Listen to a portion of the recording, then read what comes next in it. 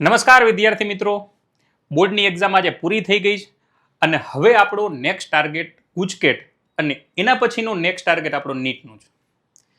તો હવેથી જ્યાં સુધી આપણી ગુજકેટની એક્ઝામ ન આવી જાય ત્યાં સુધી ડેઇલી ફિઝીફ્લાય ચેનલ ઉપર આપણે ગુજકેટ લેવલના એમસીક્યુનો વિડીયો ડેઇલી અમે અહીંથી અપલોડ કરતા રહીશું.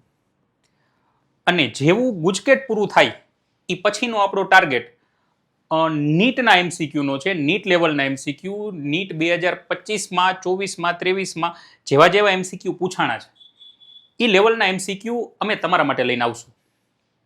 ઠીક છે, તો હવેથી ડેઇલી એમસીક્યુ જોવાનું ભૂલતા નહીં. અમે અહીંયા જેવા જેવા કરાવતા જઈએ તમે સામે નોટ પેન લઈને બેસી જાજો. ડેઇલી જેવું અહીંયા એમસીક્યુ લખાય ને એટલે તમારી સાથે સાથે એમાં છે ને તમારી કેલ્ક્યુલેશન સાથે ચાલુ હોવી જોઈએ. ખાલી એમને જોયા ન રાખતા, જોયા રાખવાથી કોઈ ફરક નહીં પડે, હાલવું જોઈએ. એના માટે તમે શું કરશો તો કે વિડીયો જ્યારે ચાલુ હોય ત્યારે તમે બુક પેન લઈને બેસી જશો અને સોરી જેવું અહીંથી અમે એમસીક્યુ કરાવવાનું ચાલુ કરીએ, જેવું હું અહીંથી એમસીક્યુનો ક્વેશ્ચન વાંચું તમારે એનું સોલ્યુશન પહેલાં જાતે કરી લેવાનું. પછી એવું લાગે કે નથી ભેગું થાય એમ તો તમે તમારે જોઈ લેજો. ઠીક છે, ચાલો ચાલુ કરીએ આપણું સેશન. ફૂલ સિલેબસના એમસીક્યુ અત્યારે ખાલી 12થના છે. જેવી ગુજકેટ પૂરી થાય પછી 11, 12 બેના ભેગા મૂકશું. એ જેવું તમારું સજેશન. તમને એમ લાગે કે સાહેબ ચેપ્ટર વાઇઝ મૂકજો તો આપણે ચેપ્ટર વાઇઝ લઈને આવશું. અને તમને એમ થાય કે સાહેબ ફૂલ સિલેબસના જ ચાલુ રાખો તો ફૂલ સિલેબસના ચાલુ રાખશું. ડન, ચાલો ચાલો ગુજરાતી ઇંગ્લિશ બે જોઈ શકે એના માટે ક્વેશ્ચન ઇંગ્લિશમાં હશે, કોમ્યુનિકેશન આપણું ગુજરાતીમાં થશે. ડન, ચાલો. Length and cross sectional area of 3 copper wire L, A, 2L, A/2, L/2, 2A. Which of this wire has least resistance? હવે જો અહીંયા વાયરનો રેઝિસ્ટન્સ હોય ને એ આપણને બધાને ખબર છે ને, આ એમસીક્યુ એક્ઝામ્પલરનો છે તો ખાસ એની ઉપર ફોકસ કરશું. પૂછાય એવો. અને ગુજકેટ છે ને તો એટલું બધું ખાસ કાંઈ લેવલ હોતું નથી, પણ નાની નાની ભૂલ બહુ થઈ જાય. આપણે એ ભૂલ ન થાય ને જોવાનું.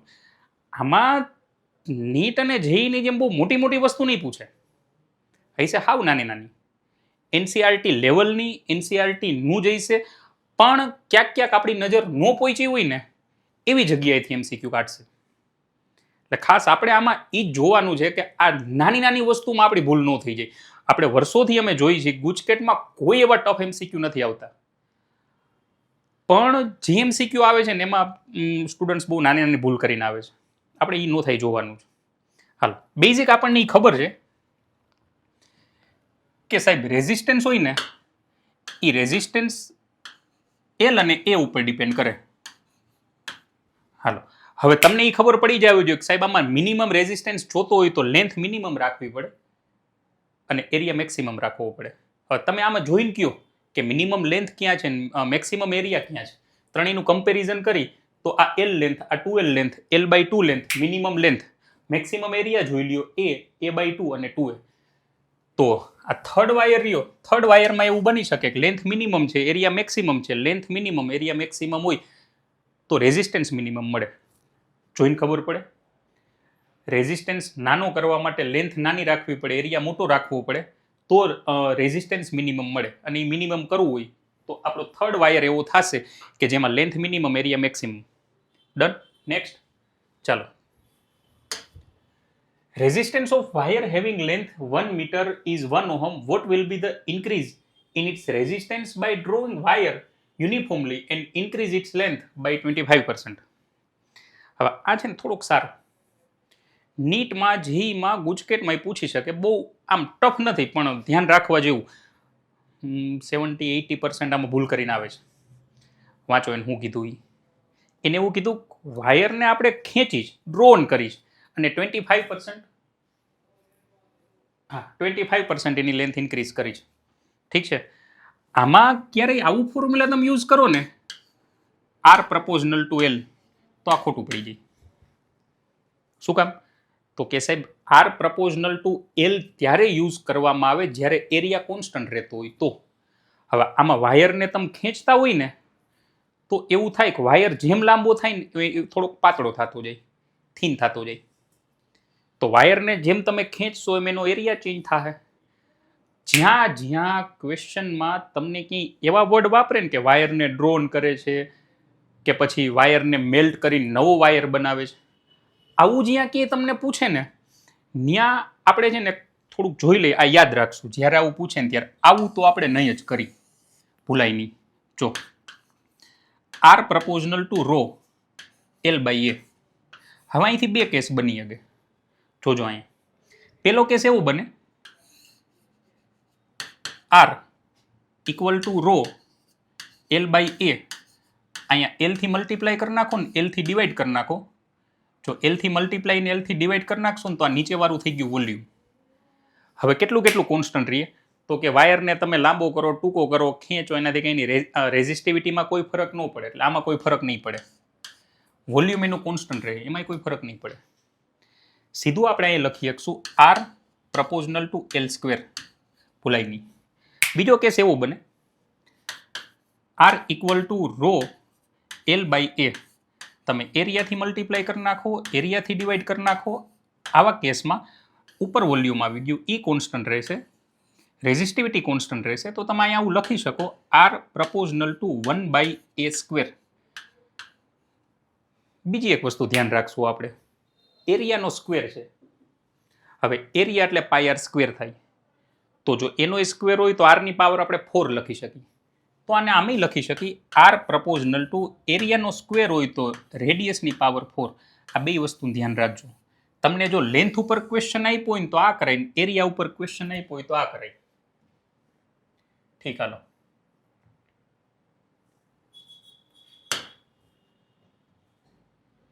ચાલો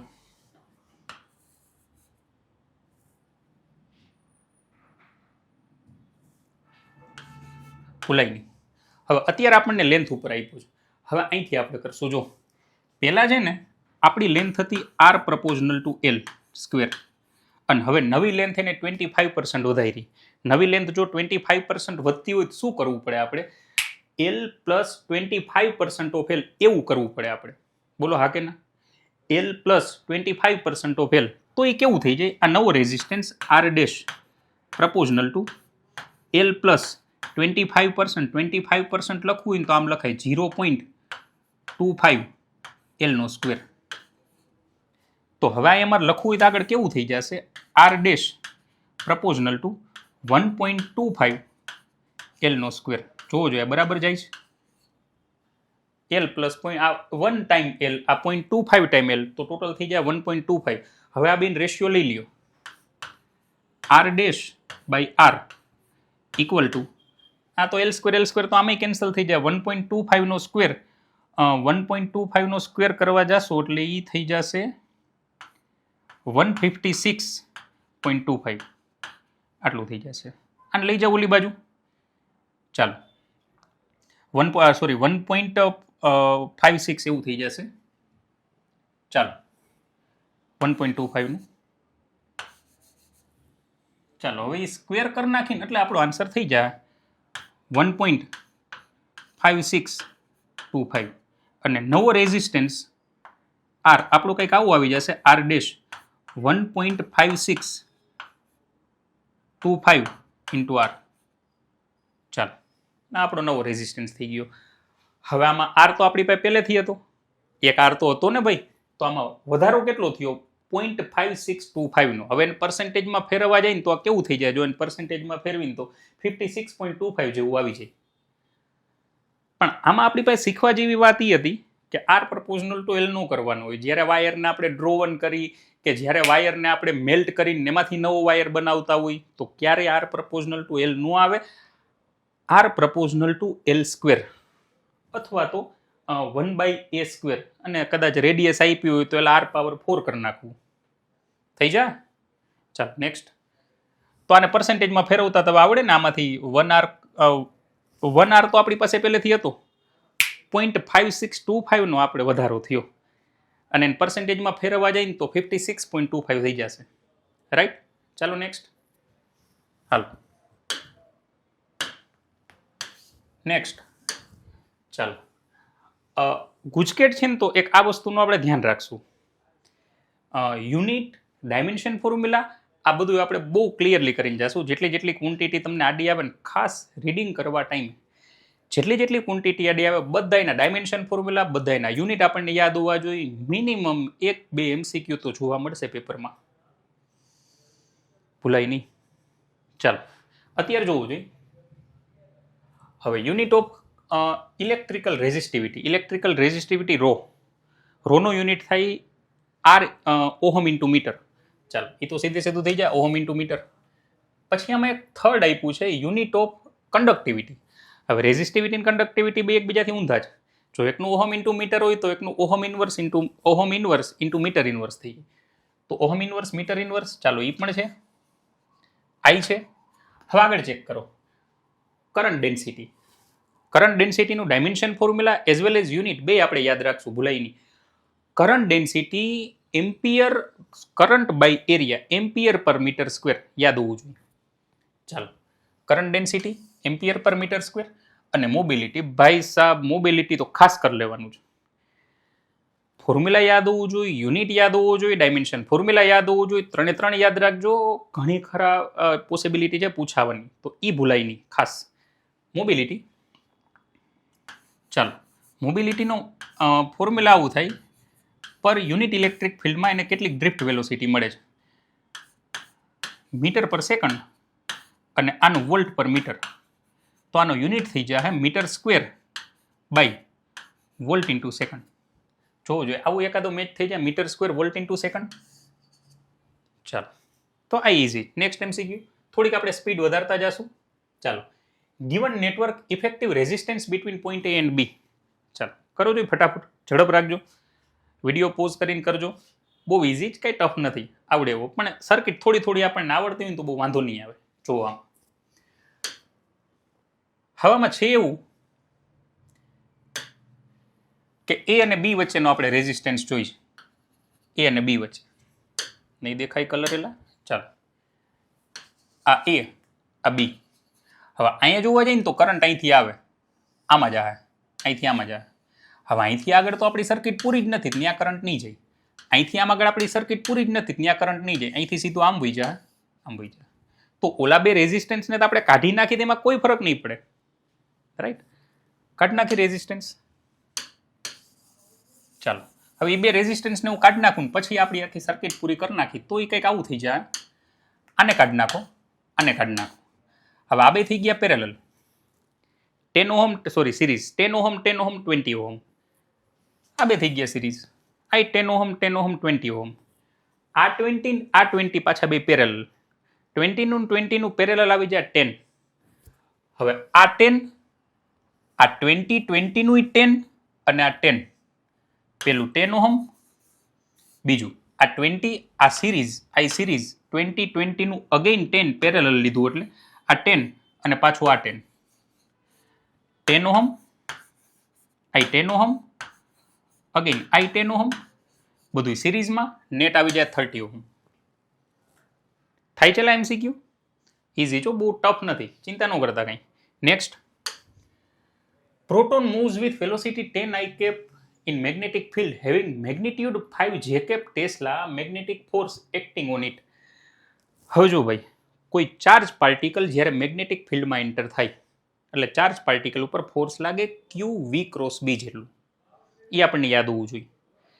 એકલો ચાર્જ પાર્ટિકલ હોય તો અને આખો કરંટ ફ્લો થતો હોય ને આખો કરંટ ફ્લો તો ફોર્સ લાગે ILB જેટલું. આ બેમાં થોડોક ડિફરન્સ છે, સમજો. જ્યારે કોઈ ચાર્જ પાર્ટિકલ અને મોશનમાં હોવો જોઈએ અને પાછું પરપેન્ડિક્યુલર મેગ્નેટિક ફિલ્ડ અને મેગ્નેટિક ફિલ્ડ વેલોસિટી બે પરપેન્ડિક્યુલર હોય તો સારામાં સારું, પેરેલલ હોય તો ફોર્સ ન લાગે, V ક્રોસ B 0 થઈ જાય. હું બોલ્યો ખબર પડી. મેગ્નેટિક ફિલ્ડને પરપેન્ડિક્યુલર માની લ્યો મેગ્નેટિક ફિલ્ડ આમ વર્ટિકલ ડિરેક્શનમાં છે. ચાર્જ જો આવી રીતે એન્ટર થાય ને તો એની ઉપર ફોર્સ મેક્સિમમ લાગે.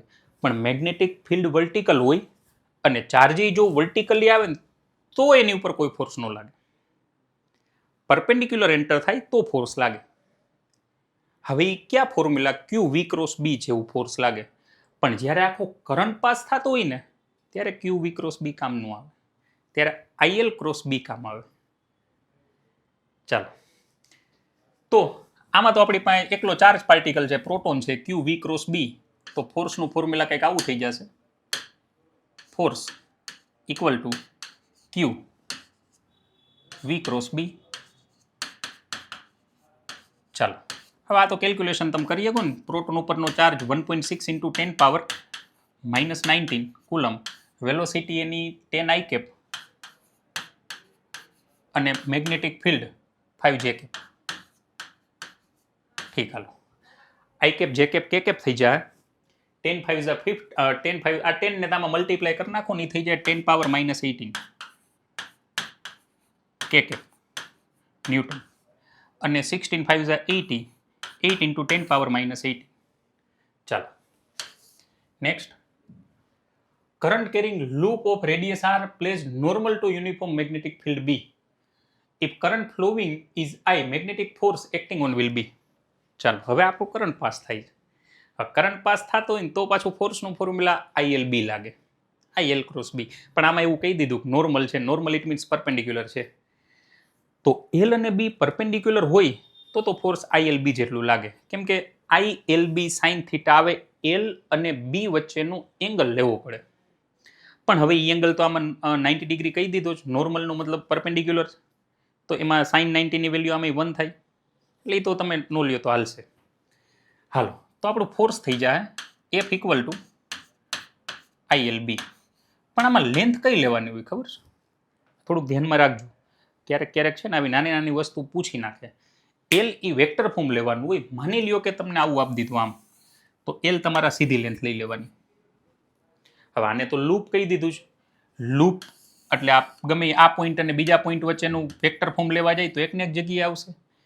ઇટ મીન્સ ટોટલ લેન્થ જ 0 થઈ જાય. હા કે ના? ઠીક, હાલો તો લેન્થ જ 0 તો આની ઉપર ફોર્સ 0 થઈ જાય. ઠીક, હાલો current carrying loop of radius r is place normal to magnetic field. હાલો તો કરંટ કેરિંગ લૂપ મેગ્નેટિક ફિલ્ડને નોર્મલ રાખેલો છે, પણ આમાં એવું થઈ જાય કે ઇનિશિયલ અને ફાઇનલ પોઈન્ટ એક જ જગ્યાએ આવશે, લૂપ છે તો આમાં ઓલવેઝ એની ઉપર લેન્થ જ 0 થઈ જાય, નેટ ફોર્સ જ 0 થઈ જાય. ઠીક, હાલો નેક્સ્ટ થતા જાય ને ભાઈ MCQ.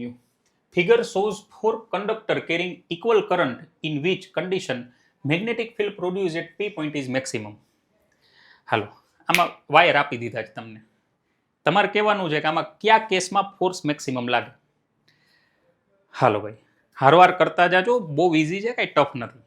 ઠીક, હાલો અને બહુ સ્લો લાગતો હોય તો ઇન્ટુ 2 માં કરી નાખજો. ઠીક, હાલો તો P પોઈન્ટ ઉપર મેગ્નેટિક ફિલ્ડ, જો ભાઈ પેલો કેસ તો એવો છે, આ કેસ કે વાયર આમ હોય ને તો આ લાઈન ઉપર જેટલા પોઈન્ટ આવે ને બધા પોઈન્ટ ઉપર વાયરના લીધે કોઈ મેગ્નેટિક ફિલ્ડ ન હોય, તો આનું તો મેગ્નેટિક ફિલ્ડ આમે 0 થઈ જાય. હવે અહીંયા હોય મેગ્નેટિક ફિલ્ડ, આને લીધે કંઈ ન હોય પણ આને લીધે હોય. હવે આમ જોવા જાય ને તો કરંટ આપણો આમ જાય છે, તો આપણો રાઈટ હેન્ડ થંબ રૂલ યાદ છે ને ભાઈ, થંબને કરંટની ડિરેક્શનમાં રાખો તો ફિંગર જે બાજુ કલ કરશો એ બાજુ મેગ્નેટિક ફિલ્ડ હોય. તો અહીંયા જોવા જઈએ ને તો મેગ્નેટિક કરંટ આમ જાય તો મેગ્નેટિક ફિલ્ડ ઇનવર્ડ ડિરેક્શનમાં છે. ચાલો એટલે અહીં મેગ્નેટિક ફિલ્ડ ઇનવર્ડ ડિરેક્શન. હવે આમાં જોવા જાવ ને તો એકના લીધે કરંટ આમ જતો હોય આમ આને લીધે, તો ન્યા કરંટને લીધે મેગ્નેટિક ફિલ્ડ અંદરની બાજુ, પાછું આના લીધે બહારની બાજુ આવશે. ચેક કરો તમારી જાતે. જો અહીંયા કરંટ આમ જતો હોય તો મેગ્નેટિક ફિલ્ડ અંદરની બાજુ, મારા થંબ અને આ ફિંગર ઉપર ધ્યાન આપજો. અહીંયા કરંટ આમ જતો હોય તો મેગ્નેટિક ફિલ્ડ આ બહારની બાજુ, તો હવે તો મેગ્નેટિક ફિલ્ડ 0 કરી નાખશે. હાલો તો અહીંયા એકના લીધે અંદરની બાજુ, એકના લીધે બહારની બાજુ, અહીંયા તો કઈ છે જ નહીં. અહીંયા બેના લીધે અંદરની બાજુ આવશે. ચેક કરો, આના લીધે અંદરની બાજુ અને ઓલો કરંટ આમ જાય તો એના લીધે અંદરની બાજુ આવશે. ચાલો આ કરંટ આમ જાય મેગ્નેટિક ફિલ્ડ અંદરની બાજુ, ઓમાય કરંટ આમ જાય તો મેગ્નેટિક ફિલ્ડ અંદરની બાજુ. ચેક કરો, બેના લીધે અંદરની બાજુ જ આવશે, આના લીધે અંદરની બાજુ અને આના લીધે અંદરની બાજુ. તો આમાં મેગ્નેટિક ફિલ્ડ ફોર્થ કેસમાં મેક્સિમમ મળશે. નેક્સ્ટ આગળ જોઈએ. ચાલો મિશનર ઇફેક્ટ ઇઝ ઓબ્ઝર્વ. હવે જો તમે છે ને મેગ્નેટિઝમ અને મેટર હરખું જોયું હોય ને તો એમાં ડાયામેગ્નેટિઝમ આવે, એવું ડાયામેગ્નેટિઝમમાં થોડુંક ધ્યાનથી વાંચજો. મિશનર ઇફેક્ટ વાળો જે લાઈન છે ને એમાં એ થોડીક મને એવું લાગે છે કે બહુ ઇમ્પોર્ટન્ટ. હવે લાઈન શું છે હું તમને કહી દઉં. ડાયામેગ્નેટિક કોઈ પણ હોય ને એ બહુ નીચા ટેમ્પરેચરે લઈ જાવ ને તો કમ્પ્લીટલી ડાયામેગ્નેટિઝમ બતાવે, અને એકદમ નીચું ટેમ્પરેચર વહી જાય ને એટલે એ છે ને સુપર કંડક્ટર થઈ જાય, કરંટ એમાંથી બહુ ફ્લો થવા માંડે. આ ઇફેક્ટને મિશનર ઇફેક્ટ કહેવાય, કેમ કે મિશનર નામના સાયન્ટિસ્ટ આપી. પણ એનસીઆરટીની આ લાઈન ઉપર છે ને બહુ ઓછાનું ધ્યાન જાય. આ ધ્યાન રાખજો, ડાયામેગ્નેટિક બોડીમાં આવું જોવા મળે. ડાયામેગ્નેટિક બોડી અમુક લેવલથી નીચું ટેમ્પરેચર લઈ જાવ ને એટલે ફૂલે ફૂલ કંડક્ટર જેવું બિહેવ કરે, સુપર કંડક્ટર જેવું બિહેવ કરે, ભૂલાય નહીં. ચાલો, super conducting next. Bar magnet of length L, pole strength P, magnetic moment M. ચાલો, પોલ સ્ટ્રેન્થ પી છે, મેગ્નેટિક મોમેન્ટ એમ છે. હવેમાં શું કીધું આગળ ચેક કરો. એને એવું કીધું સ્પ્લિટ ઇન્ટુ 2 ઇક્વલ પીસ. ચાલો, આની પોલ સ્ટ્રેન્થ પી અને મેગ્નેટિક મોમેન્ટ એમ. ચાલો, મેગ્નેટિક મોમેન્ટ એમ અને પોલ સ્ટ્રેન્થ પી. હવે તમે આને એવું કીધું નવી લેન્થ એલ બાય 2. ચાલો, તમે આમ કાપી નાખો, આની લેન્થ એલ બાય 2, આની લેન્થ થઈ એલ બાય 2. યાદ રાખજો, લેન્થ ખાલી તમે કાપી નાખો ને લેન્થ ચેન્જ થઈ જાય ને તો લેન્થ ચેન્જ થવાને લીધે એની પોલ સ્ટ્રેન્થમાં કોઈ ફરક ન પડે, મેગ્નેટિક મોમેન્ટ ચેન્જ થઈ જાય. તો આની પોલ સ્ટ્રેન્થ તો હજી પી ને પી જ રહેશે. પોલ સ્ટ્રેન્થ પી ની પી. ચાલો, પોલ સ્ટ્રેન્થ પી ની પી બે કેસમાં છે, પણ મેગ્નેટિક મોમેન્ટ લેન્થ ઉપર ડિપેન્ડ કરે. મેગ્નેટિક મોમેન્ટનું ફોર્મ્યુલા આવું થાય, પોલ સ્ટ્રેન્થ ઇન્ટુ લેન્થ. યાદ રાખજો. હવે તમે આને કટ કરી નાખો ને તો પોલ સ્ટ્રેન્થમાં તો કોઈ ફરક નહીં પડે. પોલ સ્ટ્રેન્થ એટલે એની પોલ કેટલીક તાકાત લગાડે. તમે ઊભા કાપી નાખો તો પોલની જે સ્ટ્રેન્થ છે, પોલની જે તાકાત છે, એમાં કોઈ ફરક ન પડે. તો પોલ સ્ટ્રેન્થ તો પીની પી, પણ લેન્થ અડધી થઈ જાય મેગ્નેટિક મોમેન્ટ આની એમ બાય 2 થઈ જશે, આની મેગ્નેટિક મોમેન્ટ એમ બાય 2 થઈ જશે, પણ પોલ સ્ટ્રેન્થ તો પીની પી જ રહેશે. ચાલો, next. When metallic rod falls freely keeping length horizontal and parallel to the north south direction. હાલો, કોઈ રોડ આવે છે નીચે, બરાબર. હવે રોડ નીચે પડે છે પણ એની લેન્થ છે ને નોર્થ સાઉથ ડિરેક્શનમાં છે. હવે આમ જોવા જઈએ ને તો અર્થનું મેગ્નેટિક ફિલ્ડ નોર્થ અને સાઉથની વચ્ચે હોય આવી રીતે, અને આવી જ રીતે કોઈ વાયર એમાં છે. ચાલો, આવી જ રીતે પડે છે. આમાં કઈ ફરક ન પડે. માની લ્યો કે નોર્થ સાઉથ આમ હોય ને આપણો વાયર આમ પડતો હોય ને આમ એને પરપેન્ડિક્યુલર, તો ફરક પડે. આ નોર્થ સાઉથ આમ માની લઈ અને જો વાયર આમ પરપેન્ડિક્યુલર પડતો હોય ને આમ, તો એના મેગ્નેટિક ફિલ્ડને કટ કરતો કરતો કરતો નીચે આવે. મેગ્નેટિક ફિલ્ડ કટ કરે. આવા કેસીસમાં ચેન્જ થાય, બાકી ચેન્જ ન થાય. ઠીક. ચાલો, તો આમાં તો કઈ ઇન્ડ્યુસ ઈએમએફ કોઈ જનરેટ નહીં થાય. નેક્સ્ટ. ચાલો, અ square each side length L wire loops is kept with a long straight wire carrying current I. The EMF induced in the square loop. હવે જો, EMF induced ત્યારે થાય જ્યારે કરંટ ચેન્જ થતો હોવો જોઈએ, મેગ્નેટિક ફ્લક્સ ચેન્જ થતું હોવું જોઈએ. મેગ્નેટિક ફ્લક્સ જ્યાં સુધી ચેન્જ ન થાય ત્યાં સુધી મેગ્નેટિક ફિલ્ડ કેટલું, ફ્લક્સ કેટલું, એ કોઈ મેટર નથી કરતું. મેટર એ કરે છે કે મેગ્નેટિક ફ્લક્સ ચેન્જ કેવી રીતે થાય. બરાબર. હવે કરંટ જો કોન્સ્ટન્ટ હોય ને તો કોન્સ્ટન્ટ કરંટમાં કોઈ, કેમ કે કરંટ કોન્સ્ટન્ટ તો એના લીધે જે મેગ્નેટિક ફિલ્ડ જનરેટ થાય ફિલ્ડ કોન્સ્ટન્ટ. અને હમણાં મેં વાત કરી એમ ફિલ્ડ કેટલું છે એ જેટલું મેટર કરે, મતલબ કરતું જ નથી, પણ એના કરતાં મેટર એ કરે છે કે ફિલ્ડના ચેન્જ કેવી રીતે થાય. તો અહીંયા તો કરંટ કોન્સ્ટન્ટ કહી દીધું છે. કોન્સ્ટન્ટ કરંટમાં constant magnetic field, constant magnetic ફિલ્ડમાં constant magnetic flux, constant magnetic ફ્લક્સમાં કોઈ ઈએમએફ જનરેટ ન થાય. ચાલો, તો ઇન્ડ્યુસ ઈએમએફ 0 થઈ જાય. Next. Circular coil loop enter uniform magnetic field as shown in figure. Current induced in the coil. હવે જો, એટલે આમાં એક કોઇલ છે એ આમાં એન્ટર થાય છે. હવે એન્ટર થાય ને તો આપણને ખબર છે લેન્ઝ લો શું કહે તો કે જે થતું હોય ને એનો ઓપોઝ કરે. મેગ્નેટિક ફિલ્ડ ઇન્ક્રીઝ થતું હોય તો ઇન્ક્રીઝ ન થવા દે તો ડિક્રીઝ કરે, અને ડિક્રીઝ થતું હોય ને તો ઇન્ક્રીઝ કરે. ટૂંકમાં આમ આપણી ભાષામાં કહીને તો વધતું હોય ને તો વધવા ન દે, ઘટતું હોય તો ઘટવા ન દે. સિમ્પલ ફંડ આવો છે. વધતું હોય ને તો ઓપોઝ કરે, ઘટતું હોય ને તો સપોર્ટ કરે.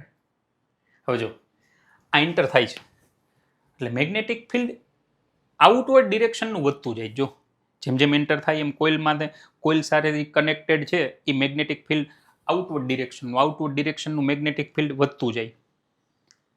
હવે આ એવી રીતે ઈએમએફ જનરેટ કરે કે એ મેગ્નેટિક ફિલ્ડ વધતું હોય ને વધવા ન દે તો અંદરની બાજુ જનરેટ કરે. અંદરની બાજુ જનરેટ કરે એવું ઈએમએફ જનરેટ કરે જેનું મેગ્નેટિક ફિલ્ડ અંદરની બાજુ હોય. કેમ કે રૂલ તો એવો છે કે વધતું હોય તો વધવા ન દે, ઘટતું હોય તો ઘટવા ન દે. બહારની બાજુનું મેગ્નેટિક ફિલ્ડ વધે તો વધવા નહીં દે, અંદરની બાજુ મેગ્નેટિક ફિલ્ડ જનરેટ કરશે. હવે માની લ્યો કે અહીંથી બહાર નીકળતું હોત ને તો પછી બહારનું મેગ્નેટિક ફિલ્ડ ઘટતું જાત. એવા કેસમાં એ બાર જનરેટ કરે તો પછી બાર જનરેટ કરે તો આમાં ઈએમએફ કરંટ તો આવી રીતે એન્ટી ક્લોકવાઇઝ જનરેટ થાય, પણ એ બહાર નીકળતું હોય ત્યારની વાત છે. અત્યારે તો એન્ટર થાય છે. મેગ્નેટિક ફિલ્ડ અંદરની બાજુ છે, બહારની બાજુ છે તો અંદરની બાજુ જનરેટ કરશે, ક્લોકવાઇઝ આવશે. Next, for which frequency AC inductive reactive inductance of 1 henry inductor will be 1000 ohm. ચાલો, તો આ તો હેલો છે, હાવ ઇઝી છે. હવે આમાં લોચો શું થાય ખબર છે? તકલીફ એવી પડે કે આપણે નીટ જે એમાંથી હોય ને તો આપણે નો જોતું કેટલું વિચારી લેતા હોય. એટલે ખાસ ધ્યાન રાખજો કે ગુજકેટ લેવલના એમસીક્યુ હાવ ઇઝી હોય. આમાં તમે જાજુ વિચારી લ્યો ને તો ખોટું પડે. ઘણી વખત એવું થાય કે બહુ જાજુ વિચારી લઈને તો હવે આપણે કેટલી વાર એમસીક્યુ કરતા હોય ને આપણને એવું થાય કે કેટલી બધી ટ્રાય કરી લીધી હોય, નો મૈથા હોય, છેલ્લે આપણા ફેકલ્ટી પાસે ગયા હોય ને એટલે એ આપણને બે સ્ટેપમાં કરી દઈએ, આપણને એમ ખોટે આવડી ટ્રાય કરતો. ગુજકેટમાં આવું જ થાય.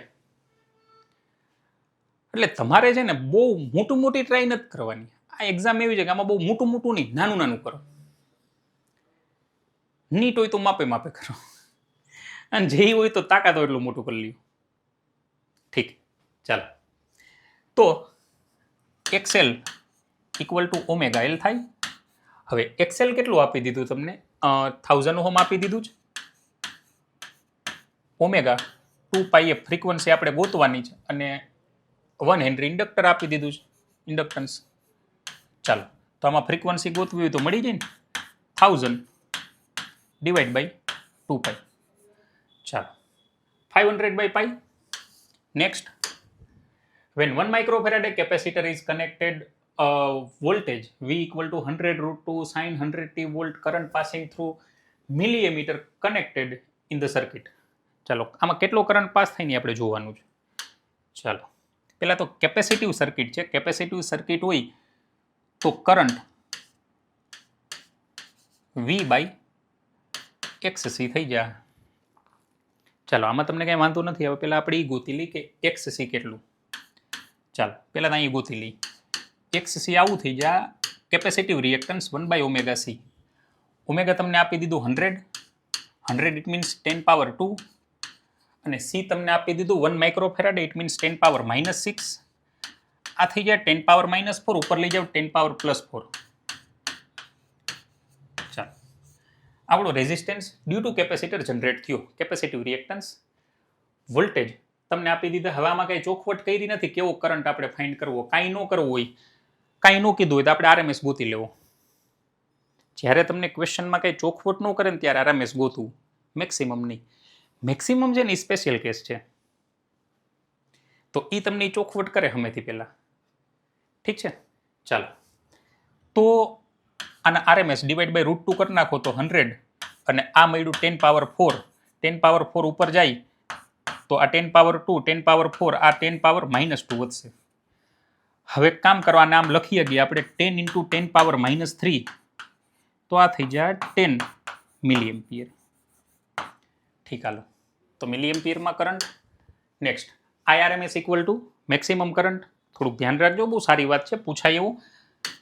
IRMS equal to 1/√2 time I maximum, હવે √2 વેલ્યુ 1.41 મૂકી દો ને તો આ એપ્રોક્સ 0.70 આસપાસ આવી જાય.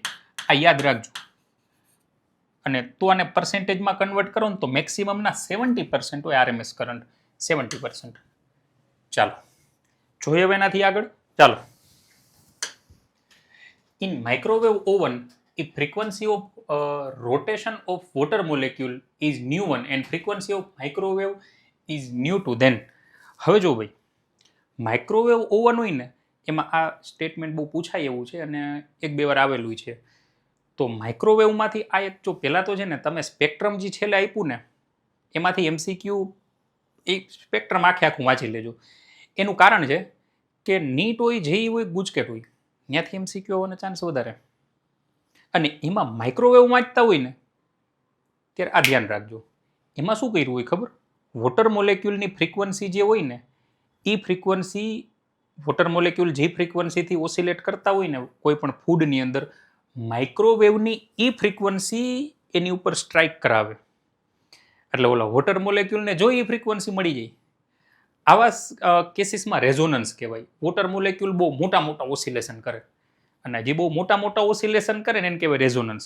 અને એવડા મોટા ઓસિલેશન કરે ને કે એકબીજા સાથે કોલાઇડ થાય, ફૂડ આપણું ગરમ થાય, ફૂડ આપણે પ્રિપેર કરીએ. તો બેની ફ્રીક્વન્સી સેમ હોય. વોટર મોલેક્યુલની જે ફ્રીક્વન્સી હોય ને માઇક્રોવેવ બેની ફ્રીક્વન્સી એક હરખી રાખે એના લીધે રેઝોનન્સ જોવા મળે. યાદ રાખજો, આ ભૂલાય નહીં. ચાલો, તો બેની ફ્રીક્વન્સી સેમ હોય. ઠીક. નેક્સ્ટ. ચાલો, આ તો એનસીઆરટીનું બેઠું ઉપાડેલું છે, આપણે યાદ હોવું જોઈએ. ચાલો જોવું જોઈએ. માઇક્રોવેવની વેવલેન્થ કેટલી હોય? માઇક્રોવેવની વેવલેન્થ હોય 0.1 મીટર ટુ 1 mm. ઠીક. છેલ્લે ઓલું બોક્સ આપ્યું છે ને આખું ચેપ્ટર પૂરું થાય ને એ એકવાર જોજો, ચાન્સ વધારે. નીટ હોય, જેઈ હોય, ગુજકેટ હોય, MCQ ત્યાંથી આવશે. બોક્સ ખાસ જોઈ લેજો. તમે જો આ વિડીયો લેક્ચર જોતા હોય ને તો જેટલા હું તમને મુદ્દા કહું ને તો નોટ કરતા જાજો. આ જોવાનું જ, આ જોવાનું જ, આવું જોવાનું જ. બહુ વધારે પડતા ચાન્સ એવા છે ત્યાંથી MCQ આવવાના ચાન્સ વધારે. તમારે જોવું જ જોઈ લેજો, પેપર આવે ત્યારે નોટ કરતા જાજો ખાસ. ભરોસો કરી લેજો આજે. ચાલો, એના પછી ઇન્ફ્રારેડ. માઇક્રોવેવ પછી ઇન્ફ્રારેડની વેવલેન્થ આન કરતાં થોડીક નાની 1 mm થી લઈને 700 નેનોમીટર સુધીની હોય. પછી યુવીની એના કરતાંય નાની 700 થી 400 વિઝિબલ લાઇટની હોય. અને 400 નેનોમીટરથી 1 નેનોમીટર સુધીની વેવલેન્થ અલ્ટ્રાવાયોલેટની હોય. અને 1 નેનોમીટરથી 1/1000 નેનોમીટર એટલે 0.001 નેનોમીટર સુધીની એક્સરેઝની હોય. ચાલો યાદ રાખશું, આપણે પૂછાવાના ચાન્સ ઘણા ખરા છે અને આની ઉપર ધ્યાન રાખશું. Next. Refractive index of transparent cylindrical rod is 2/√3. As shown in the figure, the ray is incident at the midpoint of one end. For which angle of incidence the ray become parallel to the length of rod? જોઈ લ્યો figure. MCQ બહુ સારો છે. નીટમાંય પૂછાય એવો, JE વાળા તો આવા પૂછે જ. ગુજકેટ લેવલે થોડોક ટફ ગણી શકાય એવું. ઠીક. હવે જો અહીંથી આ પેરેલલ જાતું હોય ને આમ, તો એનો મતલબ એમ કે આ એંગલ ક્રિટિકલ એંગલ હોવો જોઈએ. એ તો ચોખ્ખી વાત છે, ક્રિટિકલ એંગલ હોવો જોઈએ. એ એંગલ કેટલો હોય આપણને કેમ ખબર પડશે? sin c equal to 1/n. હવે રિફ્રેક્ટિવ ઇન્ડેક્સ તમને 1/2/√3 વહી જશે ઉપર ડિવાઈડ બાય 2. એનો મતલબ એમ કે c 60 ડિગ્રી હોય. ચાલો, તો આ એંગલ ડેફિનેટલી 60 ડિગ્રી થશે. હું આમાં 60 કરી નાખું. ઠીક. ચાલો ભાઈ,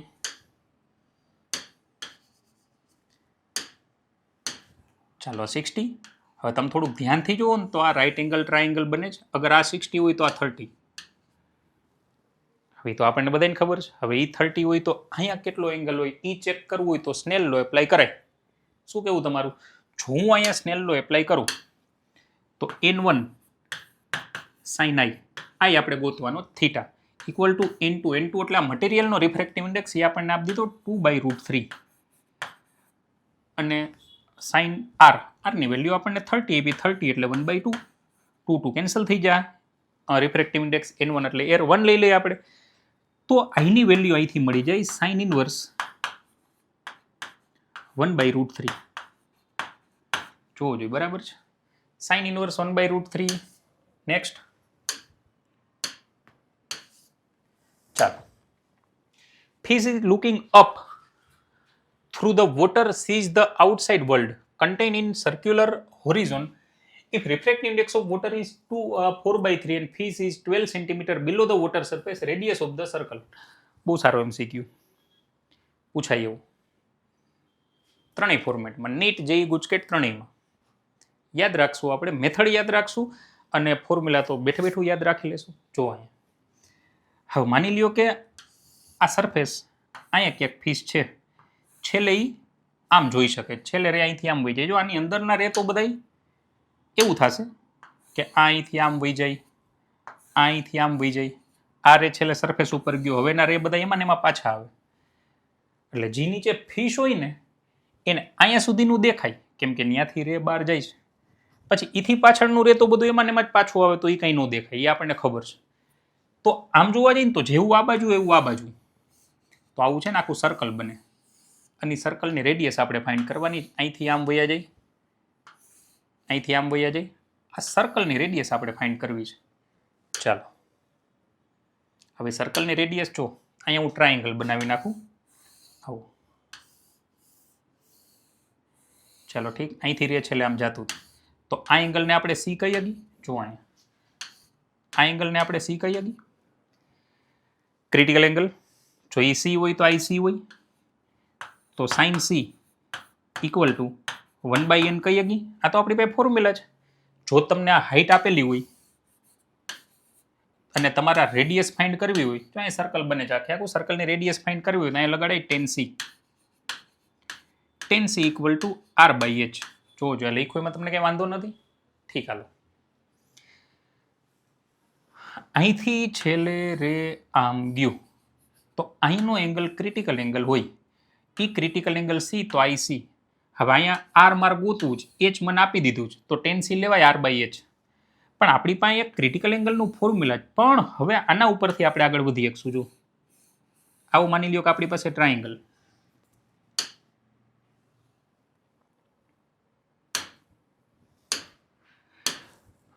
ભયંકર ખરાબ થઈ ગયો. ઠીક, હાલો કાંઈ વાંધો નહીં. ટ્રાયેંગલ આપણી પાસે આવું હતું, આ સી અપોઝિટ બાય હાઇપોટેનિયસ થાય આ 1, આ n. તો આ આપણે સાઈડ ગોતીએ ગયા આવડી નીચેવાળી √n² - 1 પાયથાગોરસ ઉપરથી. હવે અહીંથી 10c ની વેલ્યુ મળી જાય. જો 1 by opposite by base, opposite 1 અને બેઝ √n² - 1, તો 1 by √n² - 1 equal to r/h અને r equal to h by √n² - 1. આરામથી પતી જાય. તમને હાઇટ આપી દીધી જો 12 સેન્ટીમીટર, તમને રિફ્રેક્ટિવ ઇન્ડેક્સ આપી દીધો જો 4/3. અહીંથી મૂકીને ગણ લેજો, ગણીને એનો આન્સર નીચે કોમેન્ટ કરજો, ભૂલતા નહીં. ઠીક, ચાલો next. One day summer night, the refractive index of air is smallest near the ground, increase with height from the ground. When the light beam is directly horizontal, the Huygens principle lead us to conclude that it's travel the light beam. છે એવું, જો summer time છે, ઉનાળાનો time છે. હાલ ઉનાળામાં થાય એવું, ગરમી અત્યારે તો ભયંકર પડે છે, હજી ચાલુ થયો છે. એલા જોઈ આગળ શું થાય, પણ અત્યારે ગરમી ભયંકર પડે છે. એમાંય તમે આમ અમારી સૌરાષ્ટ્ર બાજુ આવી જાવ ને એટલે તો ભૂકા કાઢે છે. ચાલો, તો જેમ જેમ આ જમીન ગરમ થાય ને એમ એની આજુબાજુની એર ગરમ થાય. એર ગરમ થાય ને તો એ થોડીક એર રેરર બને, પાતળી બને, એનો રિફ્રેક્ટિવ ઇન્ડેક્સ થોડોક ઓછો હોય.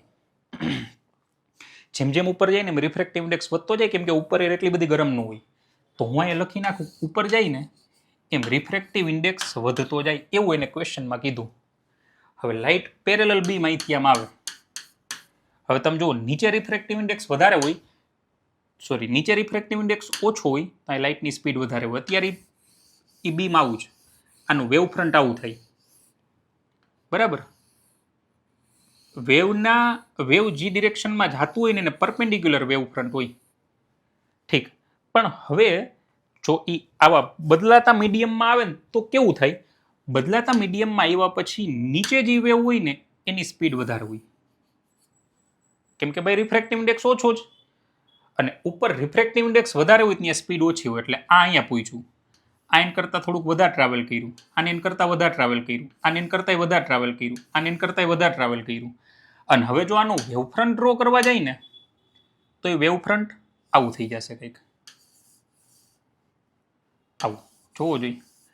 અને હવે આ બીમ છે ને આપણે એમ કહીએ કે પેલા જાતું તું આમ, હવે આમ થઈ ગયું, કઈ બાજુ વળ્યું, નેરો નો થયું, ડાઉનવર્ડ નો વળ્યો, ઉપર ગયું. કે વેવફ્રન્ટ હોય તો આની ડિરેક્શન ધીમે ધીમે આમ પરપેન્ડિક્યુલર જોવા જાય તો ઉપરની બાજુ વળ્યું કહેવાય.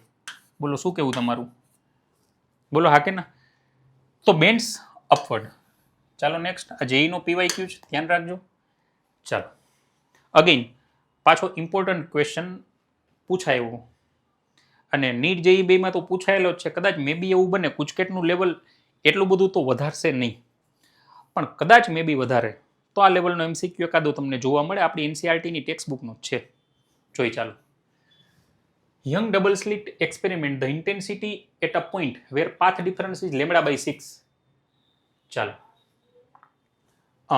Lambda is the wavelength of light is used is I. તો જ્યાં પાથ ડિફરન્સ λ/6 હોય ત્યાં ઇન્ટેન્સિટી આઈ. તો હું આવું લખી શકું છું, I equal to I max cos square π/2. Formula તો છે વાયડીએસીમાં ઇન્ટેન્સિટીનું I equal to I max cos square π/2. હવે જો તમે આમાં ધ્યાનથી જુઓ ને તો આ પાથ ડિફરન્સની જગ્યાએ આપણે આવું લખી શકીએ, સોરી ફેઝ ડિફરન્સની જગ્યાએ 2π/λ ઇન્ટુ પાથ ડિફરન્સ તમને આપી દીધો λ/6. જો હું અહીંયા મૂકું ને તો આ પેલા તો લેમડા કેન્સલ થઈ જાય. હવે આના અહીંયા મૂકશું એટલે આ 2 કેન્સલ થઈ જાય. તો I equal to I max cos square lambda cancel, 2 cancel એટલે આ બધા π/6. π/6 ઇટ મીન્સ 30, cos 30 ની વેલ્યુ √3/2 થાય. અને જો એનો સ્ક્વેર કરી નાખો તો i/i મેક્સ √3/2 નો સ્ક્વેર કરી નાખશો, આ મળી જાય 3/4. જોવો જોઈએ કર્યું બરાબર કર્યું છે. તો આ થઈ જાય I naught denote the maximum intensity, then i/i naught, i/i max 3/4. ચાલો next. Two coherent wave amplitude 8 cm each are superimposed one on another. If amplitude of the resultant wave is also 8 cm, then the phase difference between two wave. હવે આમાં છે ને થોડુંક તમને vector આવડવું જોઈએ. Net amplitude ગોતવામાં આવું તમને ફોર્મ્યુલા યાદ હશે, A net equal to under route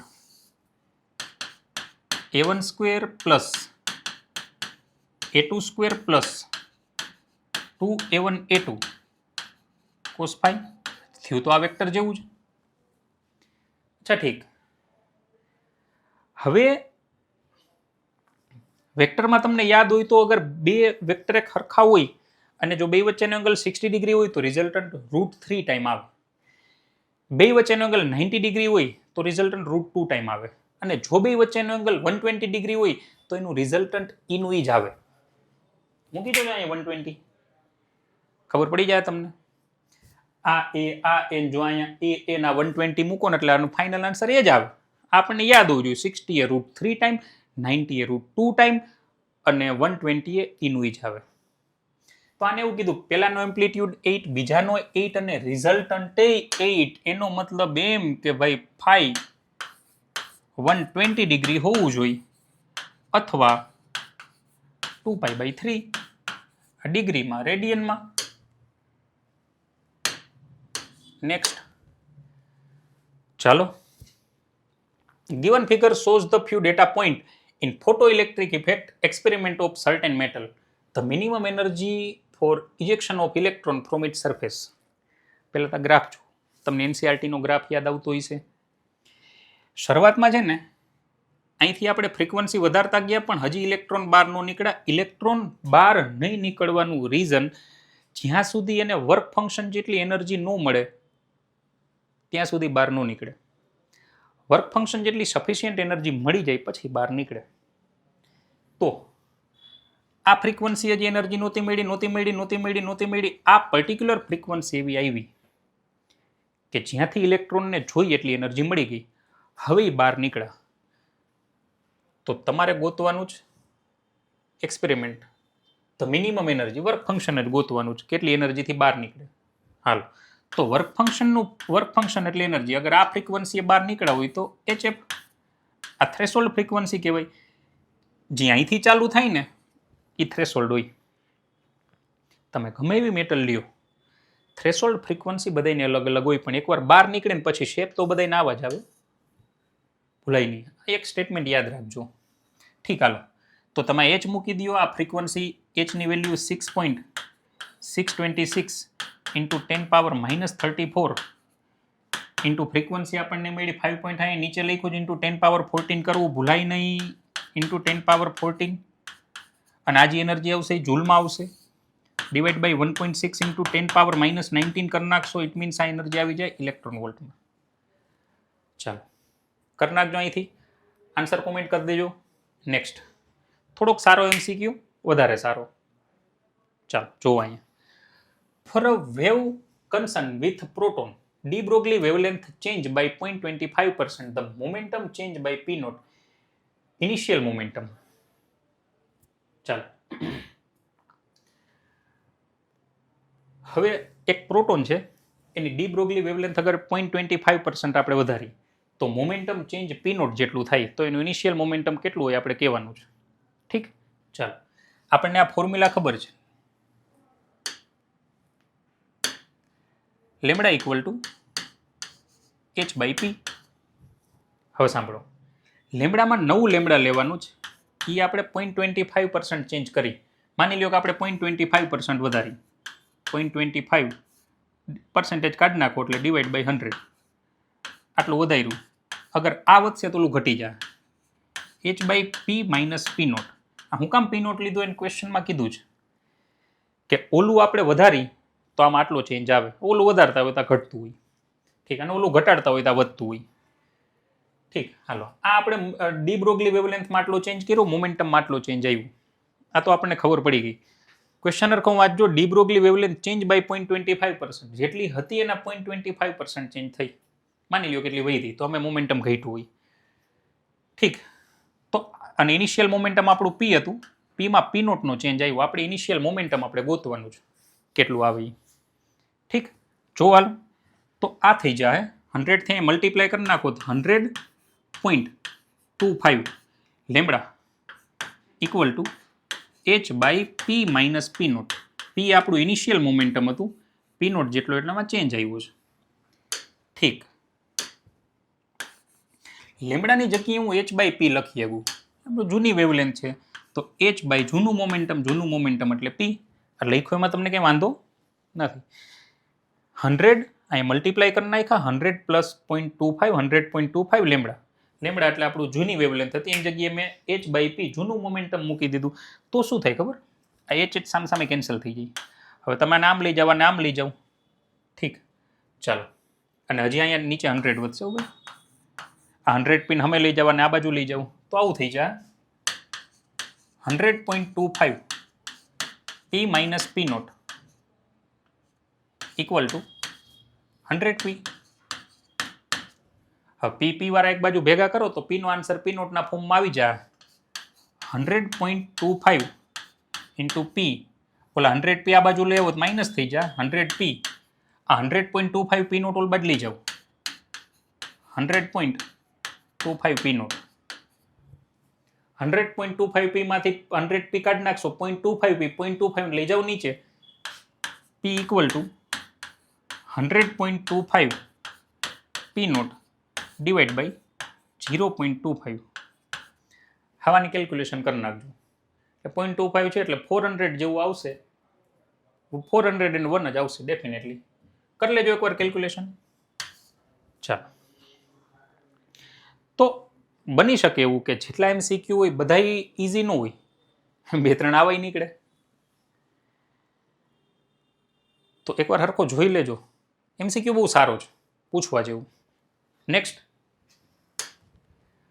orbital acceleration of electron. યાદ રાખજો, બહુ સારો MCQ. ઓર્બિટલ એસેલરેશન પૂછાય એવો બહુ સારો, જેમ યાદ રાખો એમ રાખી લેજો. જો અહીંયા ઓર્બિટલ એસેલરેશન આવો થઈ જાય, એ ફરે સેન્ટ્રીપિટલ એસેલરેશન છે v²/r.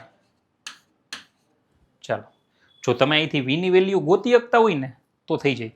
હવે v આ ફરતો હોય ને તો બોહર્સ પોસ્ટ્યુલેટ આપણને યાદ છે, mvr ઇક્વલ ટુ nh/2π. તો v ની વેલ્યુ અહીંથી મળી જાય આપણને nh/2π mr. શું કેવું તમારું? હવે જો ઈ v ની વેલ્યુ આપણે અહીંયા મૂકી દઈએ તો સેન્ટ્રીપિટલ એસેલરેશન n² સ્ક્વેર કરવાનો છે, n² h² 2 નો સ્ક્વેર 4 π² m² r² ને હજી એકવાર r હતા r³. જોવો જોઈએ, ઇઝી જ, બહુ ટફ નથી. જોજો આગળ ચેક કરી. Velocity of electron v in second orbit of hydrogen then velocity in fifth orbit. Velocity નું ફોર્મ્યુલા આવું થાય JD²/2nh ε0. તો v પ્રપોઝનલ ટુ 1/n થાય. હવે v2/v5 ઇક્વલ ટુ અહીંયા થઈ જાય 5/2. તો આપણે ફિફ્થ ઓર્બિટની વેલોસિટી જોતી હોય, ફિફ્થ ઓર્બિટની, તો v5 ઇક્વલ ટુ, જો અહીંથી સબ્જેક્ટ બનાવી દો, 2v/5, 2v/5 સી ઓપ્શન.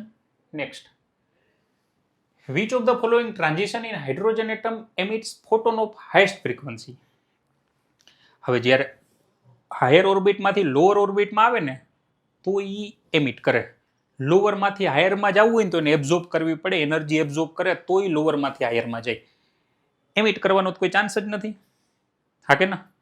તો પહેલા તો આમાં જોતા આપણને ખબર પડી જાય કે 2 to 6 તો કોઈ દી નહીં આવે, કેમ કે 2 માંથી 6 માં જવું હોય તો એ ફ્રીક્વન્સી એમિટ ન કરે, એબ્ઝોર્બ કરે. સેમ 1 to 2 નહીં આવે. હવે આ બેમાં જોઈ લ્યો ક્યાં એનર્જીનો ગેપ સૌથી વધારે. જ્યાં એનર્જીનો ગેપ મોટો હોય ત્યાં વધારે એનર્જી વાળું ફોટોન બહાર નીકળે. અગર ફોટોનની એનર્જી વધારે હોય તો ફ્રીક્વન્સી વધારે હોય, કેમ કે E = hf થાય. બોલો હા કે ના? તો હવે આમાં 6 to 2 માં એનર્જીનો ગેપ કાંઈ એટલો બધો નહીં હોય. સૌથી મોટામાં મોટો એનર્જીનો ગેપ 2 to 1 માં છે 10.2 eV. યાદ કરો. તો ત્યાં એનર્જીનો ગેપ સૌથી વધારે છે, તો ત્યાંથી બહુ વધારે એનર્જી વાળું ફોટોન બહાર નીકળે. ફોટોનની એનર્જી વધારે હોય તો ફ્રીક્વન્સી ડેફિનેટલી વધારે હોય. ઠીક. Next, pair is called isotone, isomer, isotone, isotopes. યાદ રાખવા બહુ જરૂરી છે, પૂછાવાના ચાન્સ ઘણા બધા. Isotones number of neutron same હોય, જોઈ લેજો હોમવર્કમાં જ. નંબર ઓફ ન્યુટ્રોન એમાં સેમ હોય. ચાલો, reaction 1H1 1H3 gives 2He4 and neutron. Is the binding energy 1H2 1H3 2He4 represent ABC, then the energy released in the reaction. હવે જો એનર્જી કેટલી રિલીઝ થાય ને એ તમને પૂછે. પહેલી વાત તો આમાં એ કે એનર્જી રિલીઝ ક્યારે થાય. એનર્જી રિલીઝ તો થાય, જોજો અહીંયા શીખવા જેવું. શું કામ એનું કારણ તો હું આમાં નહીં કહું, કેમ કે આપણો બહુ ટાઈમ ખાઈ જાય. 1H3 gives 2He4 plus. હવે જો એવું બને ને કે આ બેની એનર્જી બાઇન્ડિંગ એનર્જી કરતા આની બાઇન્ડિંગ એનર્જી વધારે હોય.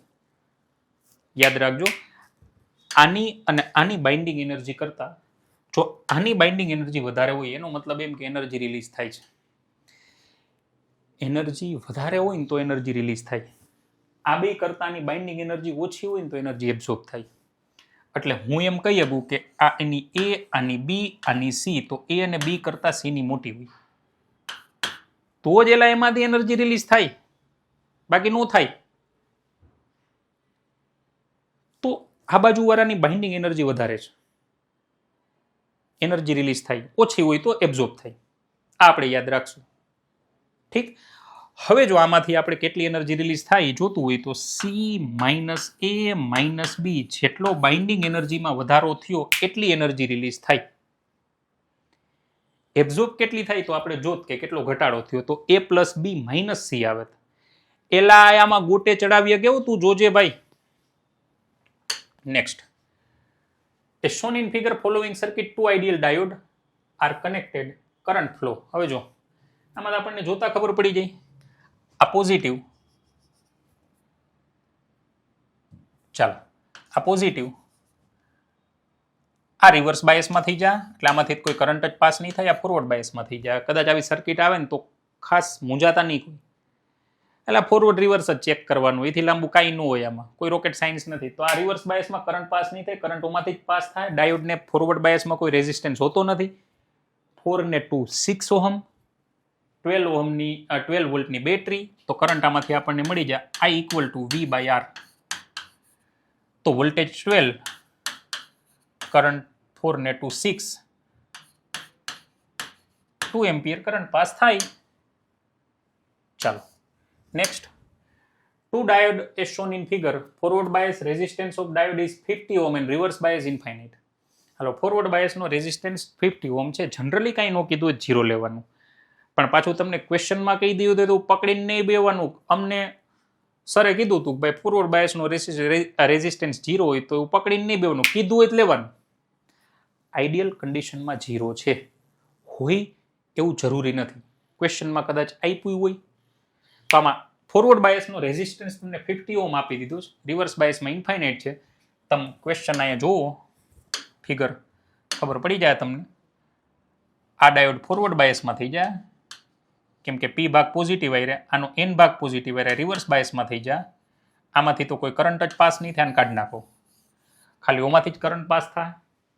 આ 130 ઓહમ, આનો કેટલો કહી દીધો 50, ટોટલ 180 ઓહમ.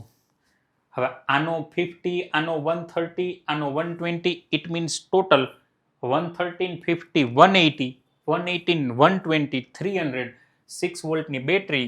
તો હવે કરંટ આપણે ગોતી ગઈ 6 વોલ્ટની બેટરી, રેઝિસ્ટન્સ થઈ જાય 300. હવે કરી શકો ને 6 by 5, sorry 6 5 30, 1 by 5 0.2, 220 milli ampere આવશે. કરી લેજો કેલ્ક્યુલેશન નિરાતે. નેક્સ્ટ, હવે આ ગેટ તમારે કહેવાનો છે. જો પેલી વાત તો તમને આમ થોડોક જોતા શીખડાવું. જો આ નોટ ગેટ આગળ મીંડું છે, એટલે આગળ 0 જેવી સાઇન હોય એટલે નોટ ગેટ હોય તો આપણને ખબર છે. નોટ ગેટની આગળ અગેઇન નોટ ગેટ, એટલે નોટ ગેટ જનરલી શું કરે, નોટ ગેટ ઊંધું કરે. આને જે ઊંધું કર્યું ને આગળવાળા નોટ ગેટે એનું ઊંધું કરી નાખ્યું, તો પાછું તો નહીં આવી ગયું. એલા બોલો હા કે ના? તો આ નોટ ગેટ, આ નોટ ગેટ, આ નોટ ગેટ છે. તમને ખબર ન હોય તો એ પેલા શીખી લેજો કે નાન્ડ ગેટના બે એન્ડ ભેગા કરી નાખી, કે નોર ગેટના આપણે બે એન્ડ ભેગા કરી નાખ્યા, બે એન્ડ ભેગા કરી નાખ્યા આવડા, તો એ નોટ ગેટ જેવું બિહેવ કરે. એ યાદ ન હોય તો યાદ રાખજો. ઠીક, હાલો. તો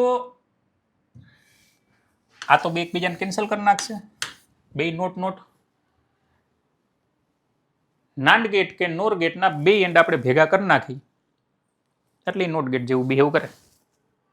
હવે ખાલી વૈધું આ જો આઈ નોટ ગેટ જ છે, એટલે એ બાર આઈ નોટ ગેટ, એટલે બી બાર. ચાલો, આ એ બાર, આ બી બાર, ઓલું નોટ નીકળી ગયો.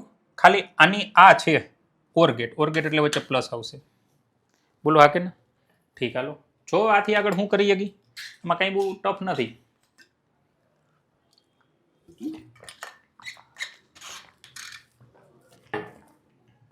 ચાલો, તો જો હું આ બેને કોમન બાર આપી દઉં ને તો પ્લસનું ડોટ થાય, ડોટનું પ્લસ થાય, એ આપણને ખબર હોવી જોઈએ. તો એ અને બી બેને કોમન બાર આપી દઉં તો આ થઈ જાય. અને આ કયો ગેટ થયો?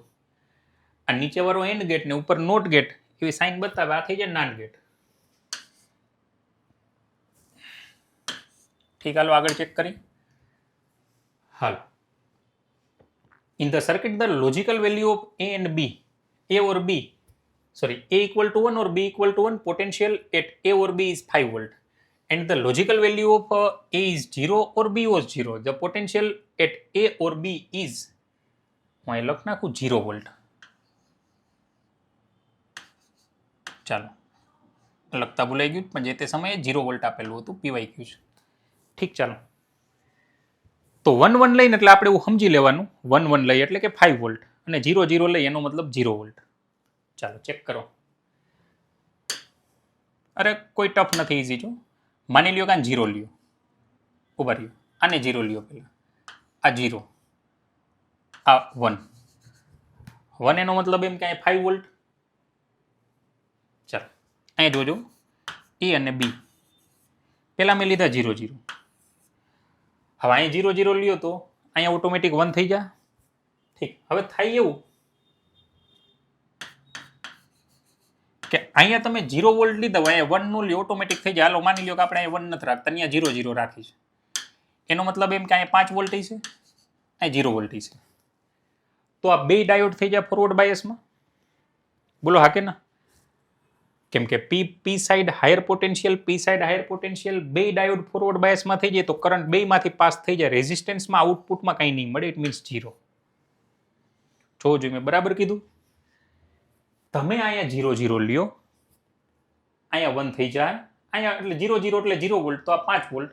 તો અહીંથી આ બે ડાયોડ ફોરવર્ડ બાયસમાં થઈ જાય ને ફોરવર્ડ બાયસમાં હોય તો આપણા રેઝિસ્ટન્સમાં આઉટપુટ આપણે જોતું, તો રેઝિસ્ટન્સમાં આઉટપુટમાં કોઈ કરંટ પાસ નહીં થાય એમાંથી, 0.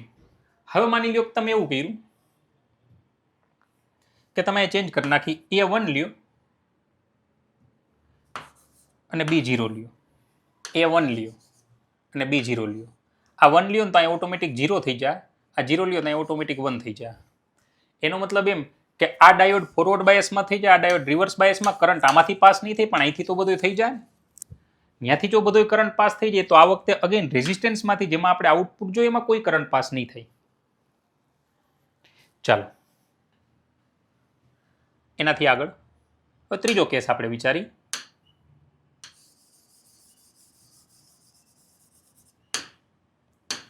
હવે 0 1 લઈ અને એ ને 0 લઉં તો અહીંયા ઓટોમેટિક 1, બી ને 1 લઉં તો અહીંયા ઓટોમેટિક 0. આ કેસમાં આ રિવર્સ બાયસમાં થઈ જાય, આમાંથી કોઈ કરંટ પાસ નહીં થાય, બધો કરંટ આમાંથી પાસ થઈ જાય. અગેઇન રેઝિસ્ટન્સમાંથી કોઈ કરંટ પાસ નહીં થાય.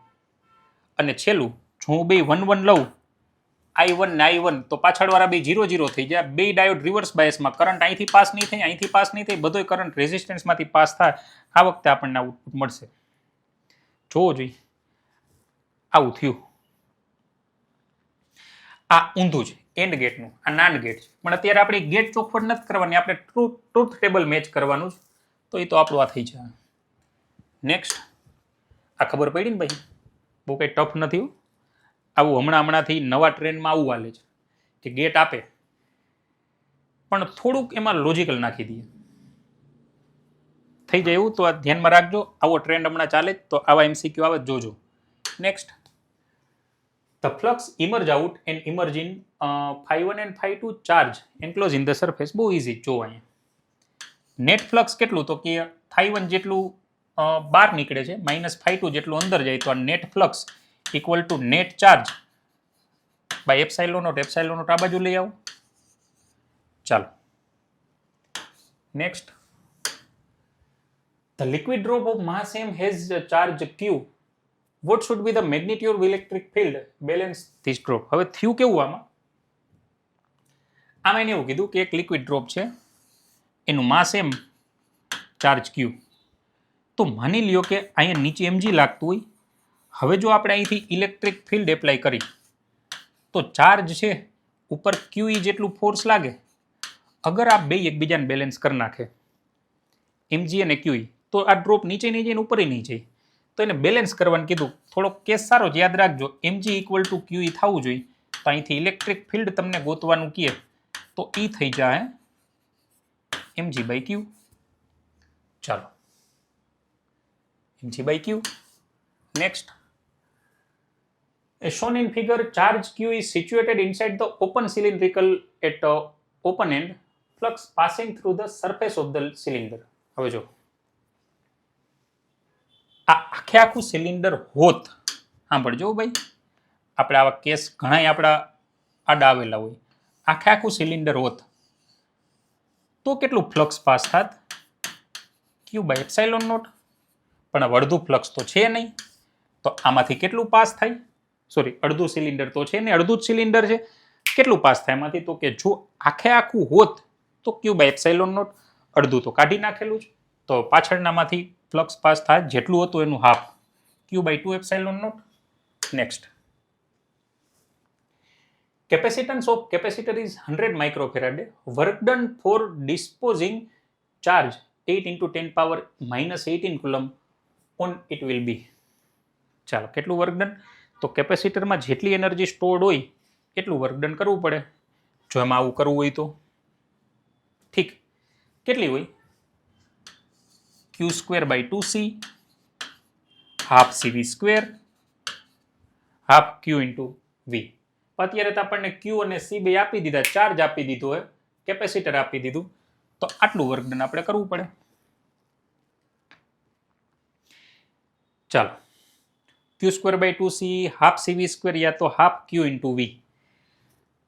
તમારે જો આવું કરવું હોય, કેપેસિટર આખે આખું ડિસ્પોઝિંગ કરવું હોય, તો પછી જેટલું અંદર એનર્જી સ્ટોર્ડ હોય એટલું અમે વર્ક ડન કરવું પડે. હવે તમે કેલ્ક્યુલેશન કરી નાખજો. Next, 27 drop of same size are charged at 200 volt each. They combine to form a bigger drop. Calculate the potential of bigger drop. હાલો, મોટો ડ્રોપ બનાવે છે. જો પહેલા તો આવું સિમ્પલ યાદ રાખજો, કદાચ નો ખબર હોય તો, કે નવા વોલ્ટેજ હોય ને એ જૂના વોલ્ટેજમાં n પાવર 2/3 જેટલું, આ સીધું યાદ રાખી લેજો. હવે આવ્યું ક્યાંથી એની ચર્ચા કરી લઈ. તો એક નો વોલ્ટેજ હતો KQ બાય R. હવે નવા વોલ્ટેજ આવું થઈ જાય V dash equal to K. જેટલા તમે ભેગા કરી રહી બધાનો ચાર્જ ભેગો થાય તો NQ. અને રેડિયસ, હવે રેડિયસ તમે આટલું ભણીને આવ્યા છો તો રેડિયસની આપણને ખબર હોવી જોઈએ, n પાવર 1/3 ઇન્ટુ R થઈ જાય. તો આ 1 માંથી 1/3 પાવર કાઢી નાખો તો n ની પાવર 2/3 KQ બાય R ને હું V કહી દઉં તો આવું આપણે લખી શકીએ. હવે તમને n ની વેલ્યુ આપી દીધી 27 આર્યા, વોલ્ટેજ તમને આપી દીધા 200, તો 27 ની 2/3 પાવર ઇન્ટુ 200. 27 નું પેલા ક્યુબ રૂટ કાઢી લ્યો એટલે આવી જાય 3, 3 નો સ્ક્વેર 9, હા કે ના? 27 નું ક્યુબ રૂટ 3 3 જા 9, હા 3, 3 નો સ્ક્વેર 9, 9 2 જા 18. 18 same size potential of bigger drop. 27 નું ક્યુબ રૂટ, 27 નું ક્યુબ રૂટ આવી જાય 3, 3 નો સ્ક્વેર 9, 9 ઇન્ટુ 200, 1800 વોલ્ટ આવશે. ચાલો, કદાચ અહીંયા 220 છે એટલે આ ઓપ્શન આપણે લખવામાં 220 કરી નાખજો ભાઈ, ડેટામાં ભૂલ છે. અને જો 200 રાખવું હોય તો 1800 આપણો આન્સર આવશે. ઠીક, ચાલો આગળ ચેક કરી. Q is the charge on the surface of metal sphere having radius r, then the potential at r/2. ચાલો, હવે મેટલ સ્ફિયર અહીંયા એને ચોખવટ કરવી પડે કે આ મેટલ સ્ફિયર કેવો છે, સોલિડ છે કે હોલો સ્ફિયર. આપણે અત્યારે આને હોલો સ્ફિયર રાખી, બાકી ચોખવટ કરશે, ચિંતા ન કરતા, પેપરમાં તમને બધી ચોખવટ કરશે કેવો સ્ફિયર છે, એટલે કે ટેન્શન લેવા જેવું નથી. માની લ્યો કે હોલો સ્ફિયર છે. હોલો સ્ફિયર હોય ને તો સરફેસ ઉપર જેટલું પોટેન્શિયલ હોય ને એટલું જ પોટેન્શિયલ અંદર બધે હોય. જો એને કીધું પોટેન્શિયલ એટ r/2, કદાચ અહીંયા સરફેસ ઉપર KQ બાય R હોય તો અંદર એ બધે KQ બાય R જ હોય.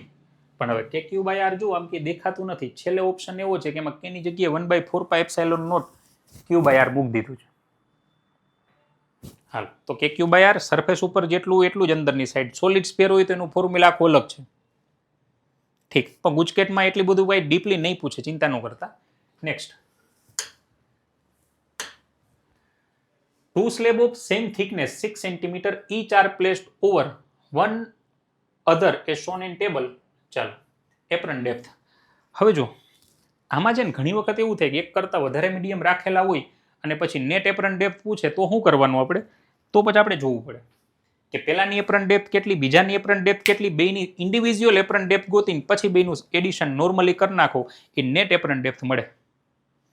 એપ્રન ડેપ્થનું ફોર્મ્યુલા આવું થાય, H apparent equal to H real divide by N. હાલો, તો આમાં એચ રિયલ પહેલાની આપી 6 અને રિફ્રેક્ટિવ ઇન્ડેક્સ 7/3. 3 વહી ગયા ઉપર. આ પહેલી એપ્રન ડેપ્થ મળી ગઈ. બીજી એપ્રન ડેપ્થ થોડુંક જોજો, એલા પૂછી શકે એવું. એની રિયલ ડેપ્થ 6 પણ એનો રિફ્રેક્ટિવ ઇન્ડેક્સ 5/3. તો આ થઈ જાય 6 3 જા 18/5. આ થઈ ગયું 6 3 જા 18/7. અને નેટ એપ્રન ડેપ્થ પૂછે તો બેનું એડિશન 18/7 પ્લસ 18/5. આ થઈ જાય નેટ એપ્રન ડેપ્થ. ચાલો, હવે એ તમે આગળ કરી લેજો. ચાલો, તો આ ગુજકેટના લેવલના એમસીક્યુ અહીંયા જેવા આપણે કર્યા, મે બી તમારા ગુજકેટના પેપરમાં એવું લેવલ આવી શકે. અમુક અમુક એમસીક્યુ તમે જોયા બહુ ઇઝી હતા, તો અમુક અમુક થોડાક ટફ નીકળ્યા. હવે આમાં તમે જોયું હોય ને તો મોટું મોટું કાંઈ નથી, નાની નાની વસ્તુ બધી કરવાની બહુ જરૂર છે. તો બસ આટલું ધ્યાન રાખજો. ફરી પાછો આવતીકાલે નવા ગુજકેટના એમસીક્યુ. તમે પાછા બુક પેન લઈને બેસી જાજો, પાછા આપણે એમસીક્યુ કરશું. પ્યોર ભણવાની વાતું જ, બીજી કોઈ નકામી વાત આપણે નહીં કરી, કેમ કે સમય બહુ ઇમ્પોર્ટન્ટ છે તમારો. ઠીક, ચાલો તો મળીએ આવતા પછીના લેક્ચરમાં. ત્યાં સુધી જય શ્રી કૃષ્ણ બધાને. Thank you.